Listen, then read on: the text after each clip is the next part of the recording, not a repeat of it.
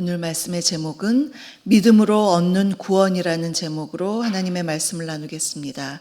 믿음으로 얻는 구원입니다. 우리가 보통 열심을 다하는 자세를 참으로 칭찬하고 격려합니다. 게으르고 나태한 것보다 뭔가 열심을 다하는 자세는 높이 평가할 만합니다. 그런데 만일 열심을 다하기는 하는데 매뉴얼대로 하지 않는다면 어떻게 될까요? 제가 여기에 대한 것 몸소 체험한 적이 있었는데요. 전에 집 앞에 있는 헬스장을 끊어서 정말 열심히 내가 한번 운동을 해봐야 되겠다. 그리고 운동을 굉장히 열심히 하던 때가 있었습니다. 나이가 들면 근육이 중요하다고 하죠. 그래서 근육 운동을 좀 열심히 하리라. 그래서 아령이나 이렇게 기구 같은 것들을 열심히 다루면서 팔과 다리 운동을 참 열심히 했습니다. 이왕 하는 거 작정을 하고 하자. 그래서 정말 하루에 한 3시간은 했던 것 같습니다. 근데 결과는 어땠을까요? 그것을 오래 가지 못했습니다. 왜냐하면 정식으로 이렇게 헬스 트레이너에게 트레이너를 받지 않은 상태에서 또 운동기구는 이제 거기에 써 있는 거 이렇게 보면서 대충 하다 보니까 아무래도 자세가 좋지가 않았겠죠. 자세가 틀리고 운동기구 사용법이 제대로 되지 않았는지 무릎 관절이 너무나 아프기 시작했습니다. 그래서 열심히 건강을 좀 챙기기 위해서 헬스장에 갔는데 며칠을 쩔뚝거리면서 다녔습니다. 그러면서 생각이 났습니다. 헬스하면서 잘못하면 다친다라는 말을 들었는데 내가 그런 경우구나 이런 생각이 들면서 열심히 하는 거 좋지만 그냥 무대뽀를 열심히 하면 안 되겠구나. 매뉴얼대로 배워가면서 제대로 하는 게, 올바로 하는 게 참 중요하구나. 그때 참 많이 느꼈습니다. 오늘 로마서를 보면 로마서 어제까지 봤던 9장 또 오늘 10장의 이 말씀을 보면서 바로 유대인들이 그러한 열심, 잘못된 열심을 갖고 있었던 사람들이 아닌가 그런 생각이 듭니다. 하나님을 향한 그들의 열심은 누구도 따라갈 수가 없었습니다. 그 예로 바울이 그랬죠. 바울이 예수 그리스도를 만나기 전에 나름 하나님을 향한 자기의 열심이 정말로 특심했습니다. 그래서 스데반을 포함하여 그리스도인들을 죽이는데 혈안이 되어서 열심과 열정을 다한 사람이었습니다. 그리스도인들을 잡으려고 다베섹까지 쫓아갔던 참으로 특심이 있었던 사람이었습니다.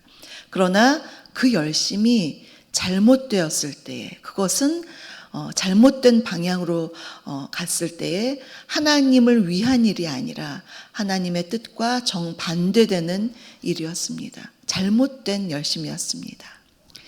하나님은 이스라엘뿐만 아니라 온 인류를 구원하시기 위해서 그 아들 예수 그리스도를 이 땅에 보내주셔서 예수님을 믿는 믿음으로 구원받는 이 구원의 매뉴얼을 우리에게 주셨습니다.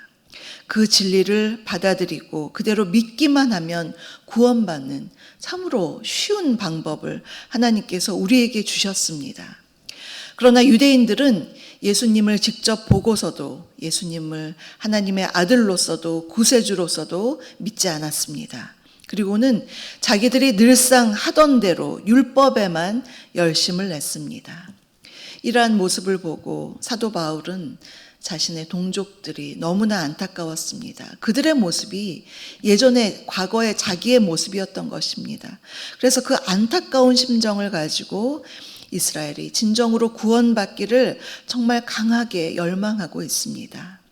9장부터 오늘 본문에 이르기까지 계속되는 이러한 유대인에 대한 구원에 대한 말씀이 나오는데요. 그것은 유대인을 위한 말씀만이 아니라 오늘을 사는 우리에게도 주시는 말씀입니다. 오늘 우리에게 주시는 메시지 3가지로 우리가 한번 정리해 보겠습니다. 첫 번째로 올바른 지식을 따르는 구원의 열심이 중요합니다. 올바른 지식을 따르는 구원의 열심이 중요합니다. 1절을 보시면 바울은 동족 이스라엘의 구원을 간절히 기도하고 있습니다. 그러나 현실은 어떤가요? 그들이 구원을 받지 못하고 있었습니다. 그 이유는 유대인들이 유대교를 통한 그러한 종교적인 열심에는 열심을 다했지만 예수 그리스도의 복음을 받아들이지 않았고 또 믿지도 않았기 때문입니다. 하나님에 대해, 율법에 대해, 성전 제사에 대해서는 대단한 열심을 품고 있었지만 유대인들은 올바른 지식에 따른 그러한 지식을 따른 것이 아니었던 것입니다. 하나님께서 주신 올바른 지식이라는 것은 어떤 것일까요? 예수 그리스도를 통한 그러한 진리죠. 복음이죠. 그것을 따르지 않고 엉뚱한 율법에 갇혀서 그것만을 열심히 하고 있었던 것입니다. 3절을 보시면요. 하나님의 의를 모르고 자기 의를 세우려고 힘써 하나님의 의에 복종하지 아니하였느니라. 유대인들이 이렇게 힘쓰고 애쓰며 노력하는데 그것은 다 자기를 위한 노력이었습니다. 자기의 의를 세우려고 열심을 냈던 것이죠. 율법과 유대교 종교를 지킴으로써 스스로의 의를 얻으려고 노력했습니다. 이런 것은 보통 다른 인본주의적인 종교의 특징이기도 합니다. 자기가 열심히 무엇을 이루겠다는 것이죠. 그런데 이런 생각을 가진 사람들은 하나님께서 주신 선물, 복음을 받을 수가 없는 것입니다. 인간 스스로 의로워질 수 있다라고 여기는 한 하나님의 거저 주시는 의, 믿기만 하면 되는 그 의를 받을 수가 없는 것입니다. 그래서 열심을 내면 낼수록 하나님과 점점점 멀어져 가는 것입니다. 예수님을 배척하고 예수 그리스도를 믿는 그리스도인들을 핍박하는 자리로 가게 된 아주 헛된 일에 열심을 품었던 그러한 유대인들이었습니다. 토마스 풀러라는 사람은 이런 말을 했습니다. 지식 없는 열정은 빛이 없는 불과도 같다. 빛이 없는 불이 어디 있겠습니까? 그만큼 지식에 근거하지 않은 열정은 아주 무의미한 것이다. 헛된 것이다 라는 것이죠. 사도 바울의 과거의 모습이 그랬고 지금도 계속해서 계속되고 있는 유대인의 모습이 이렇다라는 것입니다. 예수님은 율법에 있어서는 유대인들이 그렇게 열심히 지키려는 그래도 다다를 수 없는 그 율법에 있어서는 예수님께서 율법의 마침이 되셨습니다. 우리 4절을 한번 보시면요. 그리스도는 모든 믿는 자에게 의를 이루기 위하여 율법의 마침이 되시니라. 너무나 귀한 말씀이죠. 그 어떠한 사람도 율법을 통한 의의 요구를 충족시킬 수가 없었습니다. 그러나 죄 없으신 예수 그리스도께서 율법의 모든 요구를 충족시키시고 의와 생명을 우리에게 주셨기 때문에 그분을 믿기만 하면 우리는 율법으로부터 자유함을 얻고 또 의로운 자라고 칭함을 받게 되었습니다. 이것이 믿음으로 의롭다함을 받는 자들이 누리는 믿음의 의의 은혜요, 감사의 제목인 것입니다. 두 번째로 율법의 의와 믿음의 의의 차이가 있습니다. 율법의 의와 믿음의 의의 차이가 있습니다. 본문 5절을 보시면요. 이 본문 5절 말씀은 레위기 18장 5절의 말씀을 인용한 것인데요. 레위기 말씀을 읽어보면 제가 읽겠습니다. 너희는 내 규례와 법도를 지키라. 사람이 이를 행하면 그로 말미암아 살리라. 나는 여호와이니라. 이 말씀은 당시의 사실이었던 것이죠. 여기서의 그 말씀은 규례와 법도를 지키는 것이었습니다. 그런데 문제는요, 이 율법과 규례, 법도 이것을 사람이 100% 다 지키지 못한다는 데 문제가 있었습니다. 야고보서 2장 10절을 보면 누구든지 온 율법을 지키다가 그 하나를 범하면 모두 범한 자가 되나니라는 말씀이 있습니다. 613개가 되는 그 율법과 규례, 이것을 다 지키지도 못할 뿐더러 하나만 범해도 제대로 다 지키지 못하게 되는 것입니다. 그래서 그 구약에 나온 말씀들을 가지고 이제 사도 바울이 설명을 하는데요. 6절과 7절을 보시면 좀 아리송한 말씀도 나옵니다. 이 말씀은요, 원래 신명기 30장 12절부터 13절에 나왔던 모세가 했던 이야기입니다. 그 모세가 했던 말을 인용해서 다른 차원에서 말합니다. 모세는 율법에 대해서 말했다면 이제 사도 바울은 예수 그리스도의 복음에 대한 메시지로 말씀하고 있습니다. 원래 신명기 말씀은 모세가 백성들에게 하나님의 말씀이 결코 어려운 것이 아니다. 하늘까지 가서 또는 바다 건너편까지 가서 그 신비를 알고자 애써야 하는 말이 아니라 쉬운 말씀이다. 그런 계명은 그렇게 어렵지 않다. 백성들의 입에 있고 마음에 있어서 이해하기 쉽다. 이런 의미로 모세가 말했는데요. 그러나 바울은 이 말씀을 그대로 가지고 오면서도 조금 변형시켜서 이제 그 뉘앙스가 그 율법이나 계명이 아니라 하나님께서 주시는 이 믿음으로 인한 이러한 복음에 대한 것을 설명하는데 이 인용을 썼습니다. 즉 예수 그리스도의 성육신과 부활로 인해서 우리는 믿음을 통한 믿음의 의를 쉽게 받을 수 있게 되었다는 것입니다. 실제로 그렇죠. 우리가 구원을 얻기 위해서 예수 그리스도를 만나려고 저 하늘까지 올라갈 필요가 없습니다. 하나님께서 예수님을 이 땅에 보내주셔서 예수님께서 하늘 보좌를 버리시고 이 땅에 오시도록 하나님께서 하신 것입니다. 또한 우리가 그리스도를 만나려고 죽은 자들이 있는 저 무저갱까지 내려갈 필요가 없습니다. 왜냐하면 하나님께서 그리스도를 음부에 썩지 않도록 죽은 자 가운데서 부활시키셨기 때문입니다. 하늘에 올라가든지 음부에 내려가든지 이러한 노력은 한마디로 인간의 노력이 담겨 있습니다. 그러나 우리 그리스도인들이 얻는 구원은 이러한 스스로의 노력으로 쟁취하는 것이 아니죠. 오직 하나님의 은혜의 선물로 주어진 것입니다. 주님께서 주시는 이 복음, 이 구원의 메시지, 이 믿음의 의를 우리가 믿기만 하면 얻을 수 있는 그러한 믿음의 의입니다. 이것이 율법과 믿음이 추구하는 의가 다르다는 것을 보여주는 것입니다. 세 번째로 입술의 고백과 마음의 믿음을 통한 의입니다. 입술의 고백과 마음의 믿음을 통한 의입니다. 우리 9절과 10절의 말씀 참 중요한 말씀인데 우리 함께 읽겠습니다. 9절과 10절입니다. 내가 만일 내 입으로 예수를 주로 시인하며 또 하나님께서 그를 죽은 자 가운데서 살리신 것을 내 마음에 믿으면 구원을 받으리라. 사람이 마음으로 믿어 의에 이르고 입으로 시인하여 구원에 이르느니라. 아멘. 이 말씀은 하나님이 제시해 주시는 구원의 방법입니다. 여기서 예수님을 주님으로 시인하는 것이 너무나 중요합니다. 그분이 생명과 죽음을 주관하시는 주님, 우리 인생의 주인이시오 왕이신 것을 내가 마음으로 믿고 입으로 시인하는 것이 얼마나 중요한 것인가 보여주고 있습니다. 특히나 예수님을 죽음에서 부활하게 하신 것, 그 복음을 마음으로 믿는 것이 너무나 중요합니다. 이것이 기독교 구원 교리 중에 가장 중요한 것입니다. 이것은 내가 정말 믿느냐 하는 것입니다. 마음으로 믿는다는 것은 무엇일까요? 내 마음은 내 인격의 자리입니다. 내가 예수 그리스도를 인격적으로 믿는다는 것입니다. 그래야 의에 이를 수가 있다는 것이죠.